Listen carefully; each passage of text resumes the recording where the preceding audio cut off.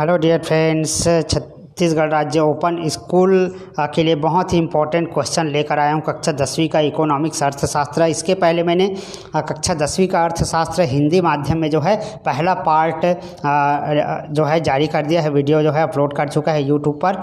और ये जो है आपके सप्लीमेंट्री जो लोग बच्चे अभी दिलाने वाले हैं दोस्तों, है ना, इस वर्ष के लिए, और ख़ासकर जो मार्च अप्रैल में जो वार्षिक एनुअल एग्जामिनेशन होता है, चाहे भविष्य में और एनुअल एग्जामिनेशन होगा या सप्लीमेंट्री एग्जाम, ये तो बार बार होते रहता है परीक्षा, उन सभी के लिए एकदम खास सेलेक्टेड एक पीडीएफ फाइल बनाया हुआ है मैंने, है ना, जिसमें 2018, 19, 20, 21 के 4 क्वेश्चन पेपर को पूरे मिलाकर एक नया जो है पीडीएफ बनाया गया है, जो किसी भी वर्ष यदि आप परीक्षा दिलाते हैं उसके लिए बहुत ही महत्वपूर्ण साबित होगा। तो आइए शुरू करते हैं। सेकेंड पार्ट है, आपको पहला पार्ट भी देख लेना चाहिए, आप पहला पार्ट ज़रूर देखें इसका। ये 100 नंबर का क्वेश्चन पेपर होता है दोस्तों। तो देखिए यहाँ पर 2 प्रश्न है। उत्पादन में वृद्धि का आशय स्पष्ट कीजिए और लघु उद्योग की परिभाषा लिखिए। तो लघु उद्योग किसको कहते हैं? लघु उद्योग जो मध्यम स्तर के लोग जो लोग होते हैं, जिन लोग कम पैसे में जो है उत्पादन करना चाहते हैं, कम लागत लगाकर, वे जो है लघु उद्योग जो है स्थापित कर सकते हैं। इसको ही अपन क्या बोलते हैं? लघु उद्योग। इसके बाद सेकेंड क्वेश्चन में आते हैं, आप कुल लागत तथा औसत लागत की गणना कैसे करते हैं? तो कुल लागत कुल स्थिर लागत तथा परिवर्ती लागत का योग होता है, जिनका भुगतान स्पष्ट रूप से किया गया हो। तो ये देखो, ये फार्मूला सूत्र भी दिया गया है दोस्तों यहाँ पर। कुल लागत इक्वल टू कुल स्थिर लागत प्लस कुल परिवर्ती लागत। और औसत लागत को कैसे निकालते हैं, इसको आप लोग याद कर लीजिएगा। मांग वक्र को समझाइए। ठीक है, मांग वक्र क्या होता है, इसको रेखा चित्र के द्वारा समझाना है। तो जब वस्तु की कीमत तथा मांग की मात्रा के विपरीत संबंध को चित्र के रूप में प्रस्तुत किया जाता है, उसे मांग वक्र कहते हैं। तो नीचे एक तालिका दिया गया है, इसको लिख लेना है। जैसे किसी वस्तु की कीमत जो है 30 रुपये प्रति किलोग्राम है और आम की जो मांग है वो 3 किलोग्राम है। ठीक है, तो जैसे जैसे कीमत बढ़ता है दोस्तों, आप लोग को पता है मांग कम होती जाता है। हम साबुन की बात करते हैं, मैं यदि एक साबुन को 10 रुपये में बेच रहा हूँ, यदि उसी की कीमत मैं सीधे सीधे डबल कर दूँ 20 रुपये, तो उसको लोग जो है लेना बंद कर देंगे, उसके जगह कोई दूसरा वस्तु को खरीदेंगे। ठीक है, तो यहाँ पर कीमत बढ़ने पर वस्तु का जो मांग है वो कम होते जाता है, कीमत घटने पर वस्तु का मांग जो है बढ़ने, जस्ट अपोजिट होता है। तो आपको ये ऐसे समझा लेना है, ठीक, जैसे कि मैंने समझाया। अब यहाँ पर एक चित्र है, उसको भी आपको बना लेना है इस प्रकार से। देखिए, नोट कर लीजिए। एक ऐसे चित्र आपको डायग्राम बना लेना है।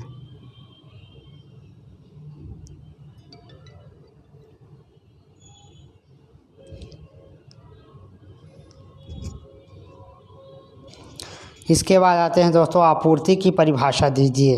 तो आपूर्ति से अभिप्राय किसी वस्तु की उस मात्रा से जो विक्रेता प्रति इकाई समय विभिन्न कीमतों पर बेचने को तत्पर रहता है, इसको आपूर्ति कहते हैं। आपूर्ति की परिभाषा। इसके बाद है समर्थन कीमत का अर्थ स्पष्ट कीजिए। सांकेतिक कीमतों का उदाहरण लिखिए। दोहरी कीमतें किसे कहते हैं? तीनों प्रश्न को आपको करना है। तो समर्थन कीमत क्या होता है? जो सरकार के द्वारा किसान हित के लिए उसकी रक्षा के लिए जो कीमत तय की जाती है, उसे ही समर्थन मूल्य कहा जाता है। सांकेतिक कीमतों का उदाहरण लिखिए। सांकेतिक कीमतें जो अत्यंत आवश्यक है लेकिन गरीब व्यक्ति इन्हें खरीद नहीं सकते, जैसे चिकित्सा सेवाएं, शिक्षा की आवश्यकता आदि। दोहरी कीमतें किसे कहते हैं? जब उत्पादक को उत्पादन का एक भाग सरकार को एक निश्चित कीमत पर देना होता है और शेष भाग को हम बाजार में बाजार कीमत पर बेच सकता है, तो उसको हम कहते हैं दोहरी कीमत। इसके बाद है ऑनलाइन खरीदी से क्या अभिप्राय है? ऑनलाइन खरीदी एक ऐसी प्रक्रिया है जिसमें हम घर बैठे ही वस्तुओं को ऑर्डर कर देते हैं और हमको इच्छित सामान जो है सामग्री मिल जाता है, उसके बदले हम जो है ऑनलाइन प्रक्रिया से ही उनको पैसा जो है भेज सकते हैं। किन्हीं 2 वस्तुओं के नाम दीजिए जिनका भारत में समर्थन कीमत है। तो गेहूं और चावल। सांकेतिक कीमत क्या है? नोट कर लीजिए। राशनिंग शब्द से क्या अभिप्राय है? राशनिंग शब्द से अभिप्राय प्रति इकाई समय में प्रति व्यक्ति कोटा निश्चित करना। निम्न का पूरा नाम लिखिए। बीपीएल, बिलो पॉवर्टी लाइन, गरीबी रेखा के नीचे। एमपीएस, उचित दर की दुकानें, fair price shop. PDS, public distribution system, सार्वजनिक वितरण प्रणाली। इसके बाद है वस्तु विनिमय प्रणाली से जुड़ी दो कठिनाइयाँ बताइए। तो वस्तु विनिमय प्रणाली से जुड़ी दो कठिनाइयाँ इस प्रकार है। दोहरे संयोग का अभाव, दूसरा है मूल्य संचय का अभाव।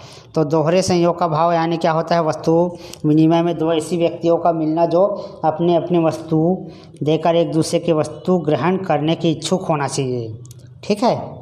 दूसरा है मूल्य संचय का अभाव, वस्तु विनिमय में भविष्य के उपयोग के लिए धन का संचय नहीं किया जा सकता। इसके बाद है करेंसी नोट का अर्थ बताइए। तो यहाँ पर देखिए, करेंसी नोट मुद्रा का एक प्रकार है। करेंसी नोट सरकार द्वारा जारी किया जाता है जिसको हम करेंसी बोलते हैं। साख क्या है? तो यहाँ पर देखिए, साख बैंक शाखा का सृजन करता है ना। साख को भुगतान प्राप्त करने के दावे के रूप में परिभाषित किया गया है। बैंक साख का सृजन, बैंक जनता से जमा के रूप में मुद्रा स्वीकार करता है, सामान्य रूप से जमा करता है। और बैंक शाख का सृजन यानी कि बैंक की शाखाओं में वृद्धि करना, ये जो है बैंक शाख कहलाता है। तो बहुत महत्वपूर्ण प्रश्न है, इसको भी आप लोग नोट कर लेना। भारत के विभिन्न प्रकार के बैंक कौन कौन से हैं? तो भारतीय रिजर्व बैंक है, व्यावसायिक बैंक है, सहकारी बैंक है, विकास बैंक है। केंद्रीय बैंक रिजर्व बैंक में अंतर स्पष्ट कीजिए। तो ये भी इम्पोर्टेंट है, इसको भी नोट कर लेंगे। मैं स्क्रीन को रोक के रखा हुआ हूँ दोस्तों, आपको पढ़ने का समय मिल सके और आप इस क्वेश्चन को ढूंढ सके अपने पुस्तक में और पढ़ सके।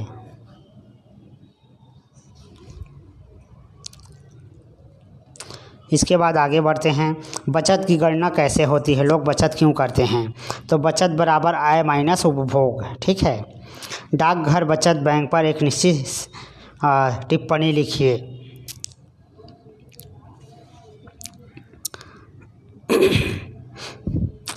द्वितीयक आंकड़े क्या है? समझाइए। 2018 में आ चुका है। अर्थशास्त्र में आंकड़ों के महत्व को लिखिए। प्राथमिक समंक से आप क्या समझते हैं?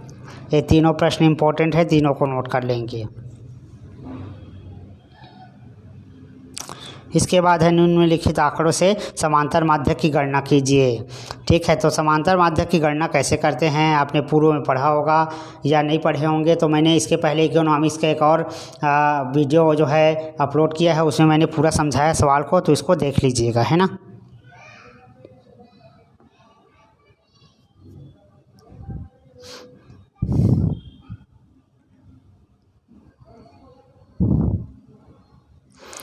इसके बाद भारत में कपड़े के हस्तकला उद्योग के उत्पादन विधि की अंग्रेजी की उत्पादन विधि से तुलना कीजिए। 2021 में आ चुका है। अकाल का अर्थ बताइए। अकाल का अर्थ यानी भोजन की कमी हो जाना, है ना, भूखमरी होना इत्यादि को अकाल कहा जाता है। स्थायी और अस्थायी बंदोबस्त में भेद कीजिए। तो इसको भी नोट कर लीजिए, 2017 में आया हुआ है प्रश्न।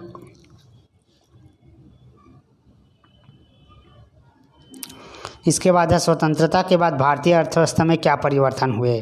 तो स्वतंत्रता के बाद भारतीय अर्थव्यवस्था में प्रति व्यक्ति आय का निम्न स्तर हो जाना, यानी बहुत ही पिछड़ा वर्ग हो गया अपना देश, है ना। गरीबी रेखा के नीचे भी जो है जीवन यापन करने लग गया। प्रति व्यक्ति आय में धीमी वृद्धि होना, समय के साथ साथ जो है प्रति व्यक्ति आय में भी कमी होने लगी। जनसंख्या का भारी दबाव और लगातार जो है अर्थव्यवस्था का कम हो जाने का मतलब है अर्थव्यवस्था का गिर जाना, यानी कि हमारे देश में लगातार जनसंख्या वृद्धि बढ़ते जा रही थी, ठीक है, हो रही थी। द्वितीयक क्षेत्र की भूमिका तथा महत्व की व्याख्या करें। तो इसको नोट कर लीजिए दोस्तों, है ना। और पहले वीडियो को आपको ज़रूर देखना क्योंकि मैंने उसको अच्छे से समझा कर बनाया है उस वीडियो को।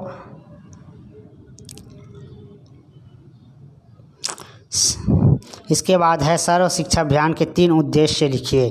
देखिए लगातार आया है 17, 18, 19, 21, तो बहुत इंपॉर्टेंट प्रश्न है। बालिकाओं की शिक्षा उपलब्ध कराने के लिए सुझाव दीजिए।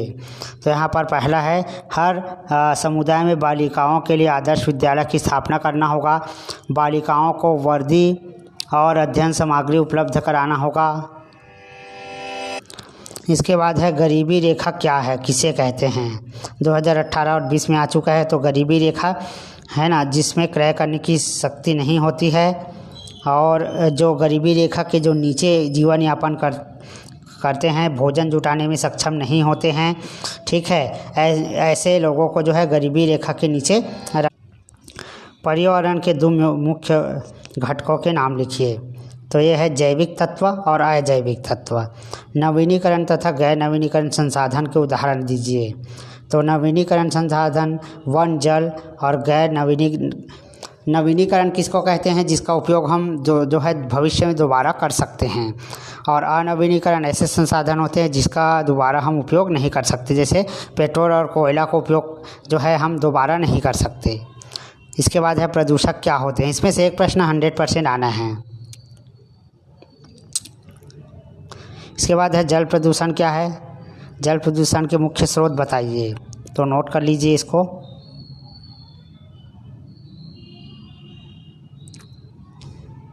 इसके बाद है मूल्य वृद्धि क्या है। CPA, ECA और CWMA का पूरा नाम लिखना है। कोई विदेशी एजेंसी भारत में अपना माल कैसे बेचेगी। इसके बाद नेक्स्ट प्रश्न, एक पीड़ित उपभोक्ता के रूप में शिकायत करने के लिए आपको क्या करना चाहिए।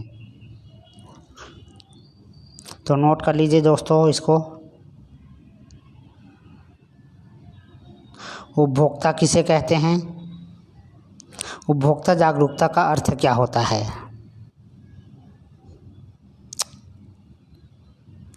तो ये लास्ट क्वेश्चन था, उपभोक्ता किसे कहते हैं, उपभोक्ता जागरूकता का अर्थ बताइए। तो इतने क्वेश्चन को आपको अच्छे से कर लेना है ताकि आपका परीक्षा की तैयारी अच्छा हो सके।